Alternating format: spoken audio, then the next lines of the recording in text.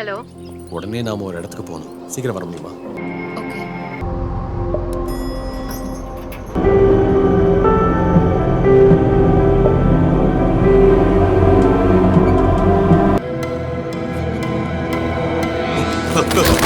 அசல ராஜமா மாதிரியே இருக்கான். பேபு, ஆ அந்த ஹாஸ்பிட்டல்ல ஒரு வயசான தாத்தா ராஜமான்னு சொன்னார்ல, அது யாரு? உனக்கு ரொம்ப நெருக்கமானவங்க தான்ப்பா.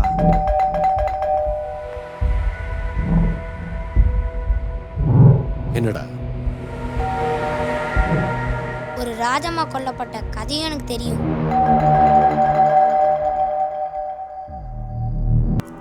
கடைசியில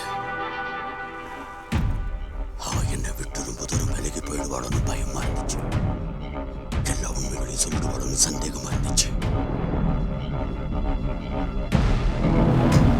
அவ ராஜமா துடிச்சு துடிச்சு செத்து போனாங்க.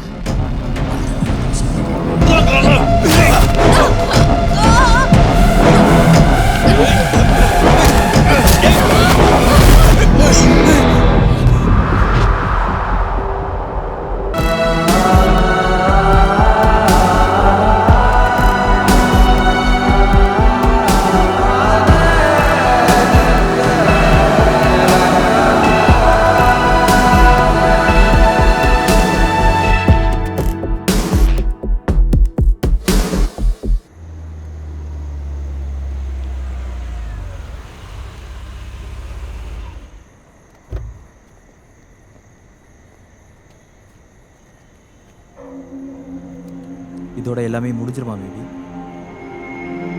இது முடிவா இல்ல ஆரம்பமான்னு எனக்கு தெரியல.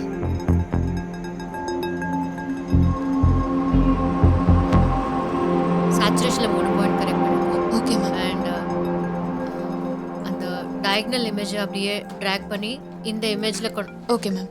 Excuse me. ஹலோ. உடனே நாம ஒரு இடத்துக்கு போகணும். சீக்கிரம் வர முடியுமா? லொகேஷன் உனக்கு வாட்ஸ்அப்ல ஷேர் பண்றேன். நாம அங்க பார்க்கலாம். ஓகே.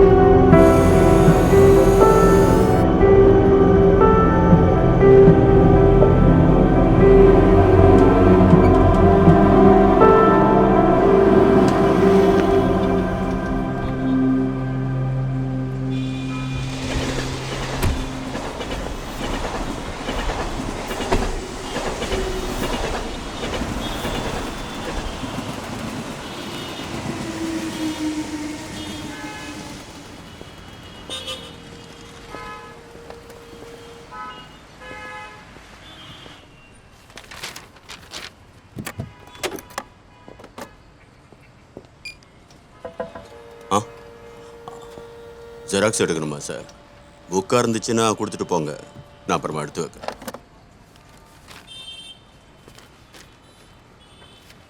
மெஷின் என்னமோ ஃபாஸ்ட்டு தான், அதோட வேகத்துக்கு தான் என்னால் வேலை செய்ய முடியும். விஸ்வநாதன்,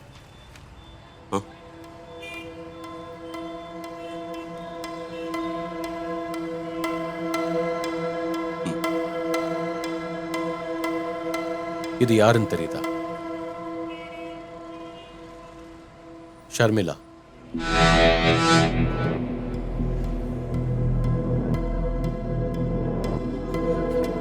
என்னால் நம்ப முடியல.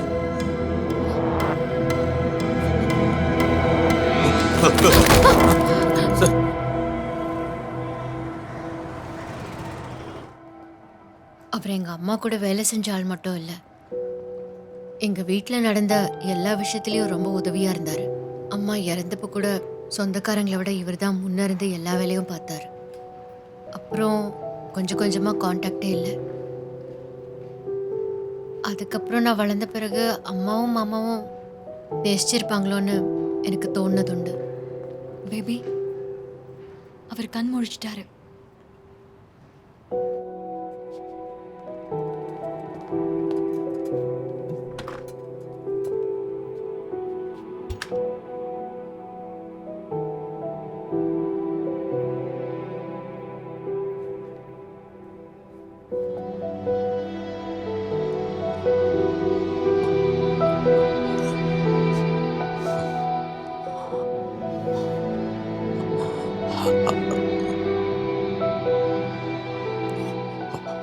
குழந்தை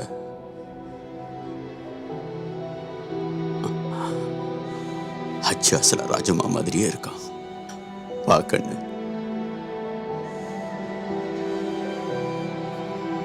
வாப்பா.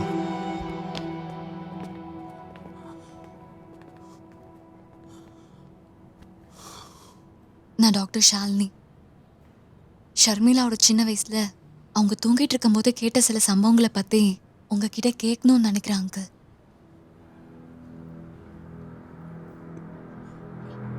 அது அது என்னது அது? அங்கிள், நான் சொல்றத கொஞ்சம் கவனமா கேளுங்க. இது ரொம்ப சீரியஸான விஷயம். ஷர்மிளா சின்ன வயசுல கேட்ட அந்த சம்பவங்கள் ஷர்மிளாவோட சப்கான்ஷியஸ்ல ஆழமா பதிஞ்சிருச்சு. ஏறத்தாழ 30 வருஷத்துக்கு முன்னாடி நடந்த ஒரு சில மர்டர்ஸ். ஷர்மிளா தூக்கத்துல கேட்டு தெரிஞ்சுக்கிட்ட மாதிரி இப்ப அவங்க பையனும் கேட்கிறான்.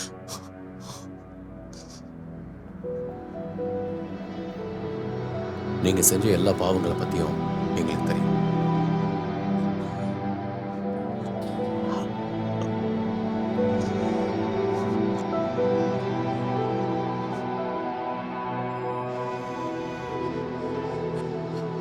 நீ எது நீ தூங்கிக்கிட்டு தானே இருந்த? ஆ?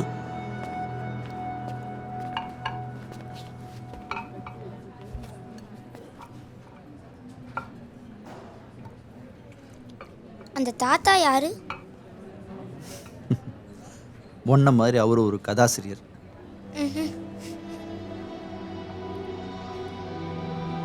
தனிப்பட்ட முறையில் நான் யாரையும் ஒண்ணுமே பண்ணதில்லை. கட்சியோட எதிரிங்களை தீர்த்து கட்ட,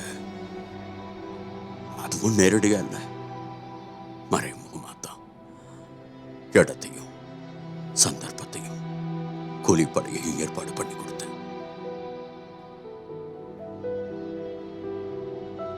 யூனியன் தலைவராக இருந்ததாலையும் அதுலேயும் சின்ன வயசு வரை மனசுல 1000 ஆசைகள். பின் விளைவுகளை பத்தி யோசிக்கவே இல்லை. ராஜம்மா டிரான்ஸ்ஃபர் ஆகி வந்தப்போ என் மனசுல நிறைய கனவுகள் இருந்துச்சு. ராஜம்மாவுக்கு என் ரொம்ப பிடிச்சிருந்தது. ஆனா அவ புருஷன் இறந்து ரொம்ப நாள் ஆகல. சொந்தக்காரங்களும் ஊர்க்காரங்களும் ஏதாவது தப்பா பேசினா அந்த காலத்துல அப்படிதான் பேசுவாங்க. அந்த காலம் இப்போ அப்படிதான். ராஜம்மா என் மனசுக்குள்ள வந்ததுக்கு அப்புறம் நான் செஞ்ச விஷயங்களை பத்தி என் மனசுல குற்ற உணர்வு வர ஆரம்பிச்சது. சில சமயங்கள்ல ராத்திரி ஓவரா குடிச்சிட்டு சுயநினைவு இல்லாம நேரா ராஜம்மா வீட்டுக்கே போயிடுவேன். மனசுல இருக்கிற எல்லாத்தையும் அவகிட்ட கொட்டுவேன். என் மன நிம்மதிக்காக அவளும் குழந்தைய மடியில தூங்க வச்சுக்கிட்டே நான் சொல்ற எல்லாத்தையும் கேட்டுப்பா. பதில் எதுவும் சொல்ல மாட்டா.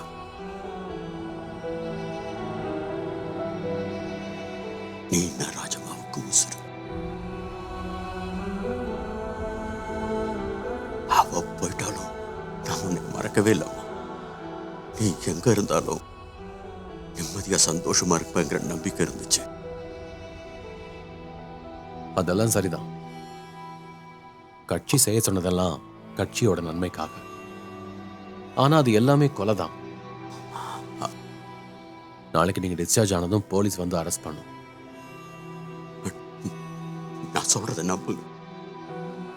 என் கையால நான் யாரையுமே கொன்னதில்லை. நீங்க செஞ்ச கொலைகளை போலீஸ்கிட்டையும் கோர்ட்லயும் சொல்லிதான் ஆகணும்.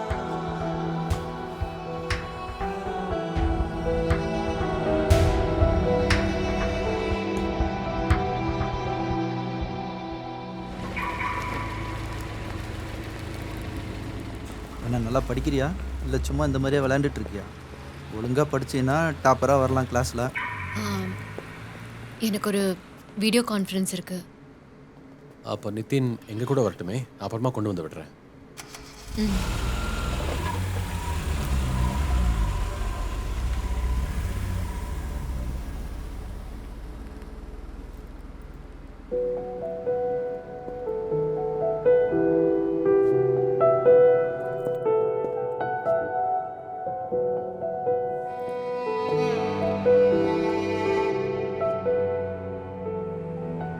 நான் பஸ் ஸ்டாண்டில் கொண்டு போய் விட்டுடுறேன். இதுக்கு மேலே நீங்கள் இங்கே இருக்காதீங்க.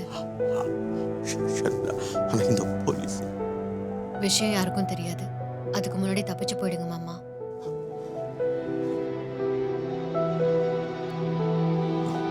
இல்லைன்னா அப்புறம் அம்மாவோட ஆன்மா ரொம்ப வருத்தப்படும்.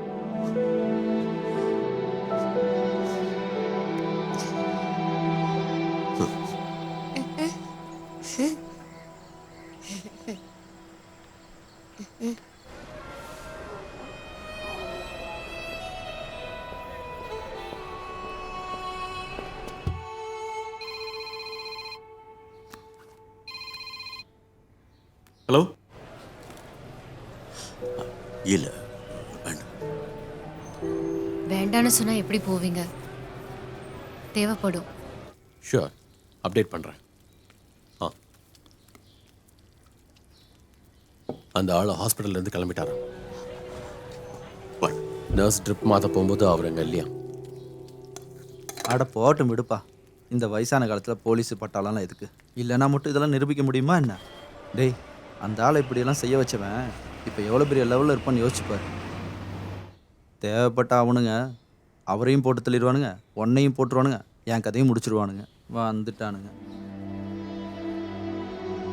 ஹேச்சு குட்டி விளையாடலாமா?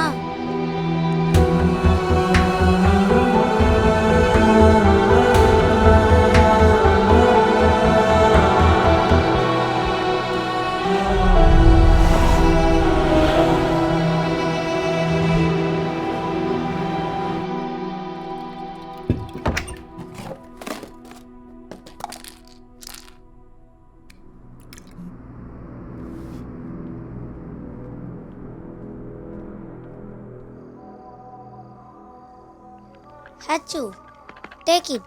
இந்தா.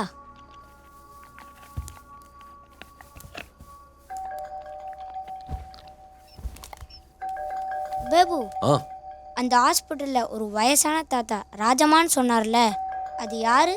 உனக்கு ரொம்ப நெருக்கமானவங்க தான்ப்பா.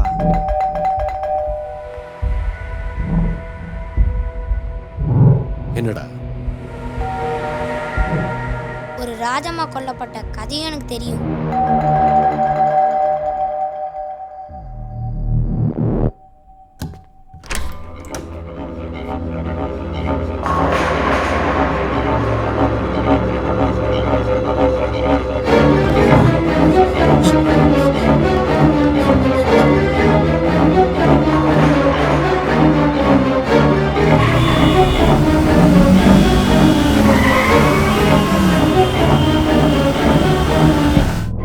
ஆளுங்களை போட்டு தள்ளி அரசியல் நடத்துறது தனக்கு பிடிக்கலன்னு ராஜம்மா அடிக்கடி சொல்லியிருக்கா. அதை என்னால நிறுத்த முடியல. கடைசியில அவ என்னை விட்டு ரொம்ப தூரம் விலகி போயிடுவாளோன்னு பயமா இருந்துச்சு. எல்லா உண்மைகளையும் சொல்லிடுவாளோன்னு சந்தேகமா இருந்துச்சு. அவ ராஜம்மா துடிச்சு துடிச்சு செத்து போனாங்க.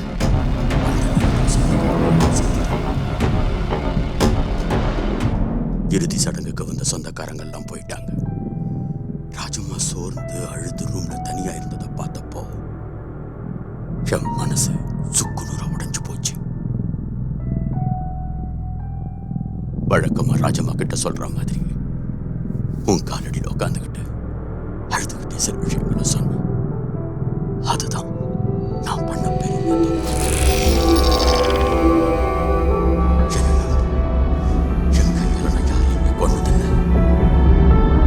எங்க அம்மாவை நீங்க கொன்னதை மறக்காம இருக்கத்தான் என் மனசுல நீங்க சொன்ன மற்ற கதைகள் என் மனசுக்குள்ள